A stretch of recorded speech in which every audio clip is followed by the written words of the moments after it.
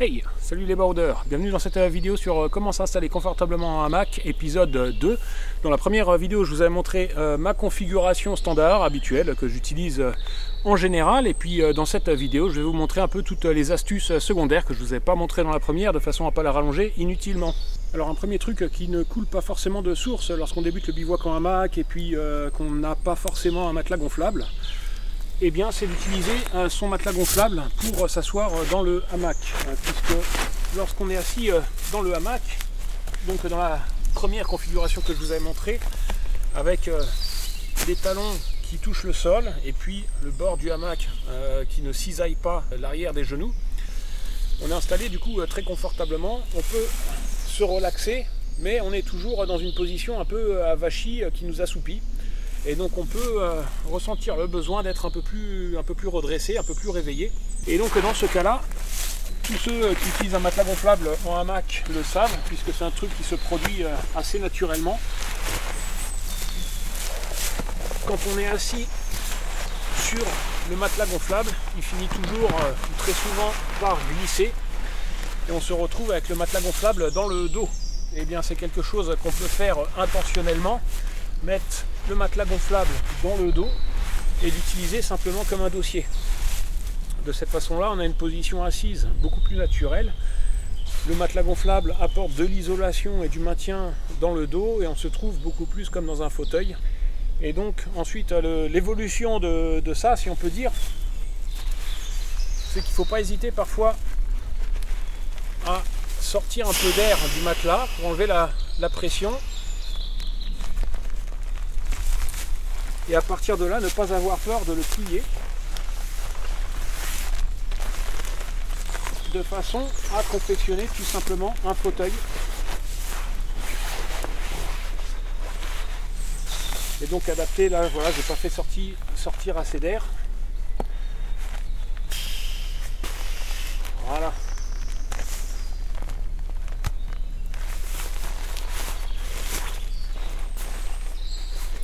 Et donc là, une fois que c'est dans cette configuration-là, je peux simplement venir attraper le bord du matelas, le pincer avec le bord du hamac, et puis me mettre dedans. Et là, du coup, j'ai une position, même en poussant légèrement sur les pieds, sans aucun effort, je peux me retrouver dans une position vraiment complètement assise, avec le buste droit, assis sur quelque chose de confortable en ayant aussi bien le fessier que le dos complètement isolé des courants d'air et du froid. Donc là je sens vraiment que ça me tient chaud. Et là c'est vraiment voilà, une position encore où je peux cuisiner, etc. Oh, là. Et où on est vraiment très confortable, on se sent vraiment comme sur un canapé. C'est un coup à jeter son canapé parce que c'est vraiment super confortable et puis voilà, on est bien redressé, bien réveillé et puis on peut faire un peu ce qu'on a à faire.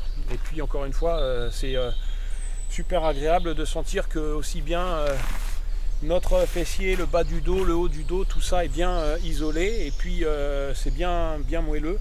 Donc c'est vraiment voilà, le siège ultime en bivouac, on ne peut pas faire mieux.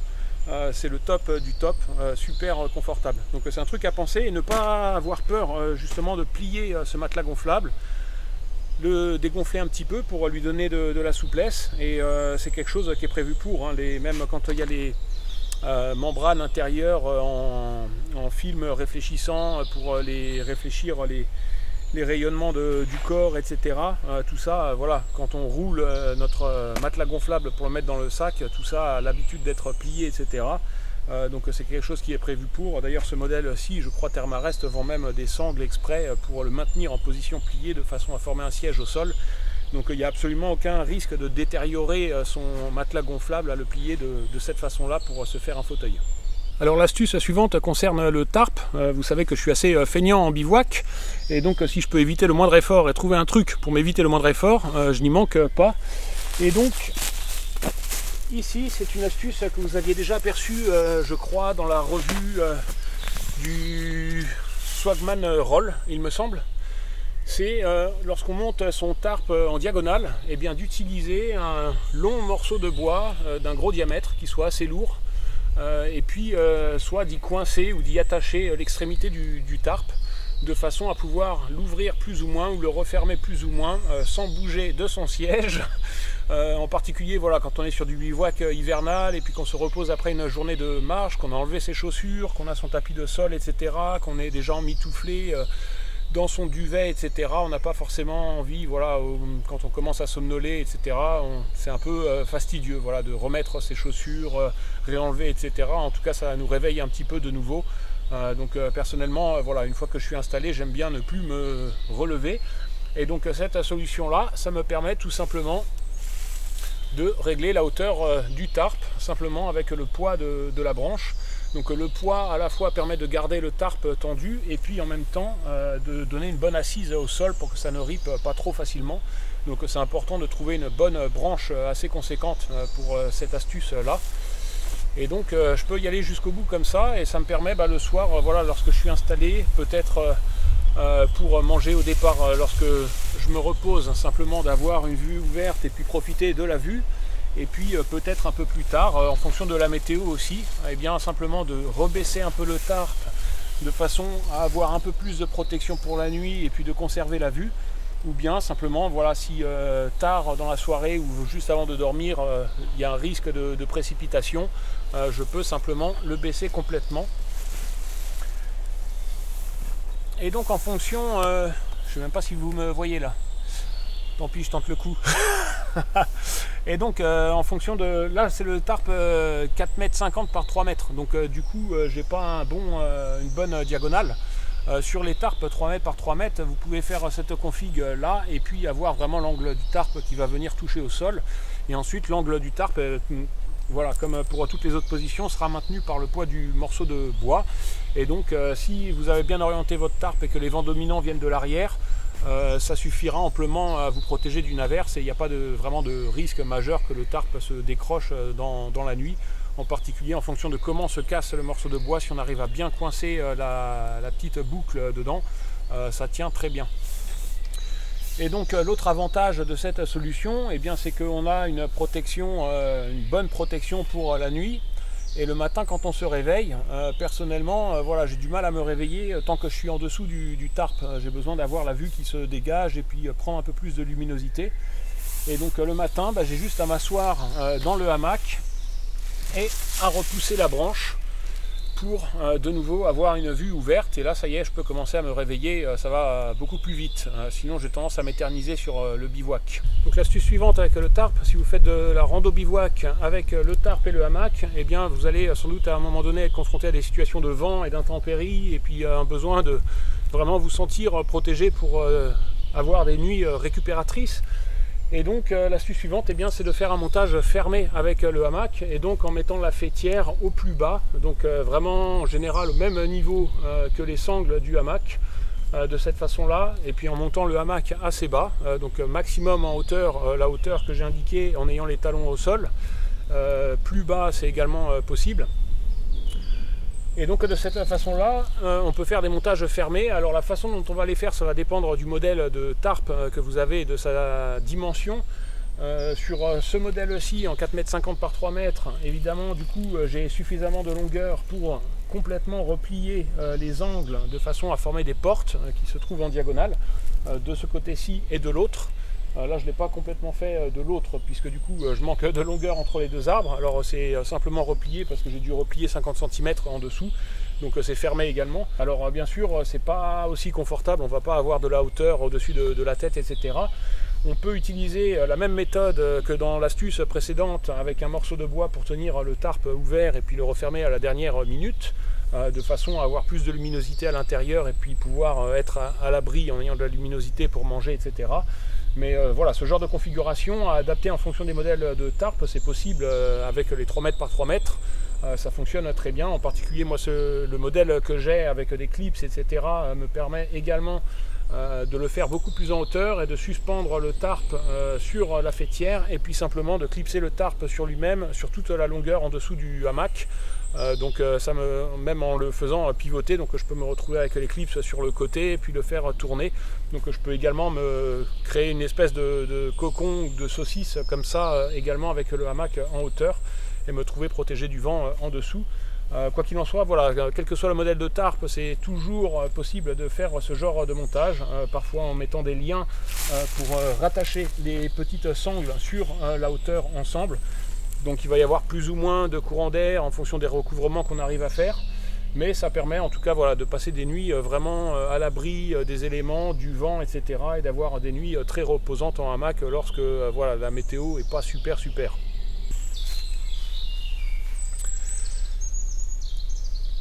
Donc une variante de ce montage fermé qui est assez amusante et que j'aime bien, c'est de n'en faire que la moitié, piquer les sardines sur la moitié du tarp, fermer l'extrémité et puis laisser cette moitié libre en mettant simplement un prussique. De cette façon ça permet de cuisiner, etc. et puis d'être prêt à refermer le tout à la moindre averse. Et puis donc quand on est allongé, soit on peut le faire en étant encore debout, mais même en étant allongé, à la dernière minute, une fois dans le duvet, on peut toujours tirer ce prussique de façon à apporter un maximum de protection face au vent et de manière à couper les courants d'air pour la nuit. Et puis simplement voilà, en pouvant respirer, regarder les étoiles, etc. Et donc on a toujours cette sécurité là de pouvoir le refermer vraiment complètement au besoin, ou en tout cas d'être protégé du vent au maximum tout en appréciant toujours la vue. Donc ça c'est une variante assez intéressante que j'utilise beaucoup de différentes manières, parfois simplement en l'air, en attachant mon tarp par-dessous sans même piquer les sardines. Et puis il y a un petit truc amusant qu'on peut faire avec ce genre de config, si vous êtes vraiment en mode paresse, et bien c'est de faire passer une autre ficelle au travers entre l'arbre et puis la ficelle de faîtière, et entre le prussique et le tarp ici de réattacher cette ficelle là.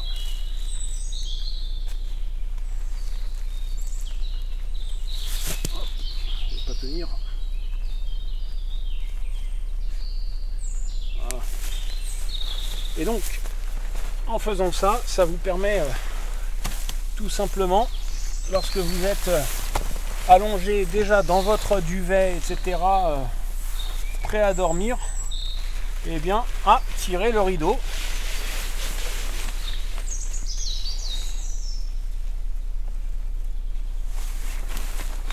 Et donc de cette façon-là, eh bien, on a une protection complète face à la pluie et face au vent. La tête est complètement couverte. Là, j'arrive pas tout à fait au bout, ouais, j'ai pas forcé pour tirer. Mais voilà, on peut vraiment aller jusqu'au bout, et puis c'est assez amusant. Et donc du fait que c'est toujours attaché avec le prussique, même s'il y a du vent en général, voilà, ça va battre en dessous. Ça m'est jamais arrivé que le pan ne repasse par dessus complètement. Parfois le vent vient plaquer cette partie là. Quand c'est comme ça, le vent vient plaquer ici, donc ça peut remonter dessus, mais ça passe pas par dessus. Donc en général, voilà, on peut toujours le rabattre si jamais ça vient à pousser un peu trop. Mais après, si vraiment il y a du vent à ce point là, c'est pas forcément le meilleur montage à privilégier.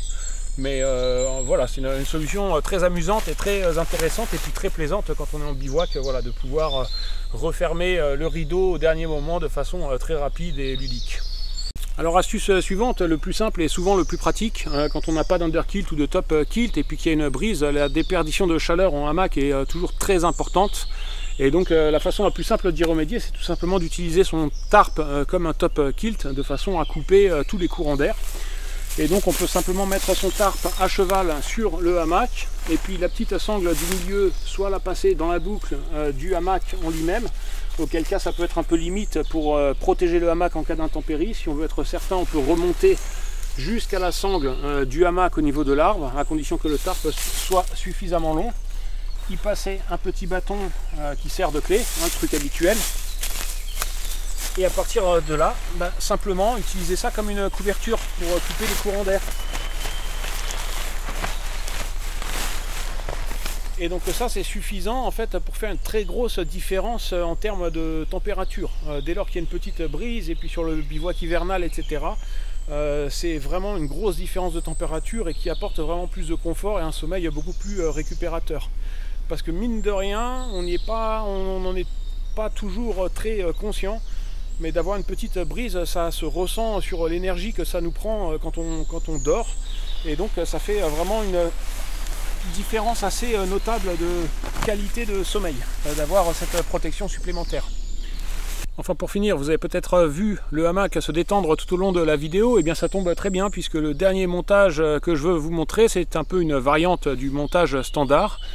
Cette fois-ci, un montage à ras le sol que j'aime bien faire en plein été lorsque j'ai une belle vue, qu'il y a de belles couleurs dans les arbres avec le soleil, etc. Donc vraiment un montage pour me délasser et puis regarder la vue et vraiment me détendre, ne rien faire. Donc c'est un montage en mode transat à faire obligatoirement avec un tapis de sol où on va venir chercher le point le plus bas et à contrario du montage standard, de la config standard où on va chercher à avoir les talons au sol avec le bord du hamac qui arrive derrière les genoux sans cisailler.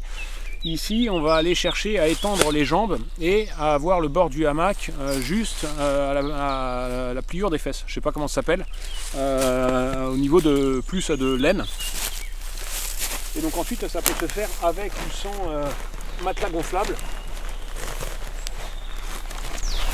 Et l'idée, c'est ça, c'est d'arriver à avoir à peine une dizaine de centimètres, voire moins, une fois que le matelas est, une fois que le hamac est complètement détendu. Donc au départ on peut partir sur 15-20 cm et puis ensuite une fois que le hamac se détend, l'idéal voilà, c'est d'avoir 3, 5, 6 cm en dessous de façon à ce que ça ne touche pas le sol. Quand on dort avec le matelas gonflable, c'est absolument pas un souci parce que du coup si ça vient à toucher, le hamac est protégé grâce à la bâche de sol. Et puis le matelas gonflable va faire tout simplement qu'on n'aura pas de sensation particulière comparativement à dormir au sol. Donc moi ça m'est arrivé plusieurs fois de me réveiller le matin et d'avoir une partie du bas du dos qui touche le sol et je m'en étais absolument pas rendu compte en dormant. Et donc l'idée c'est ça, c'est de pouvoir étendre ses jambes au sol et puis d'être à la fois allongé dans le hamac en mode transat. Et donc là, encore une fois, hein, on est super confortable. Donc le montage précédent standard que je fais, on trouve vraiment des positions assises type canapé, fauteuil, etc. Et puis ce montage là, on est à la plage, quoi. C'est vraiment le top du top pour se relaxer, faire la sieste, etc. en fin d'après-midi ou bien quand on s'arrête de bonne heure, voilà, pour se reposer lors d'une rando. C'est vraiment absolument génial et super confortable. On peut regarder les étoiles comme ça et puis voilà, simplement par une simple légère extension des jambes, se retrouver un peu redressé, attraper ce qu'on a besoin et puis faire sa popote ici à côté, manger des chips, tout ce qu'on peut imaginer et voilà, se ravachir pour contempler le ciel. Donc hauteur idéale pour cette configuration lorsqu'on n'utilise pas le matelas gonflable, eh bien c'est d'avoir le bord de la toile qui vient vraiment au début de la fesse, encore une fois de façon voilà, à ce que ça ne cisaille pas. Alors quand on est dans cette position là vraiment assise, en général il faut remonter un peu la toile sous les cuisses. Ça a toujours tendance à cisailler un petit peu à ce niveau là, mais disons que voilà, plus on va trouver la position confortable de cette façon là et que ça cisaille le moins possible, en ayant juste quelques centimètres en dessous, voire là il y a un endroit, il y a une pomme de pin ou quelque chose, j'ai même à peine 1 centimètre en dessous. Mais une fois qu'on se rallonge, voilà, ça reprend un petit chouille de hauteur en dessous et on se trouve vraiment au niveau du sol. Donc c'est un montage, on peut même se mettre en tailleur comme ça. Donc là, les jambes sur les chaussures. Après, en fonction de la souplesse de chacun. Mais c'est vraiment, si je me mets par là, c'est un montage, voilà, là je suis assis genre en méditation et puis donc avec le dos droit. Et du coup ça m'évite d'avoir de la pression sur le talon et je me trouve assez bien. Après le hamac a tendance à riper dans cette position là, mais on peut voilà, avoir ce genre de position assise pour ceux qui aiment bien faire la méditation. Ça marche très bien comme ça. Voilà, c'est tout pour cette vidéo. Merci de l'avoir suivi jusqu'au bout. J'espère qu'elle vous a plu et surtout qu'elle vous sera utile. Et puis je vous dis à une prochaine. Ciao. Help.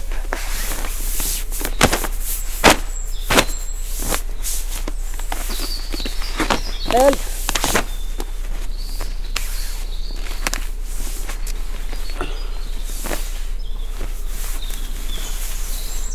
Help! Aidez-moi!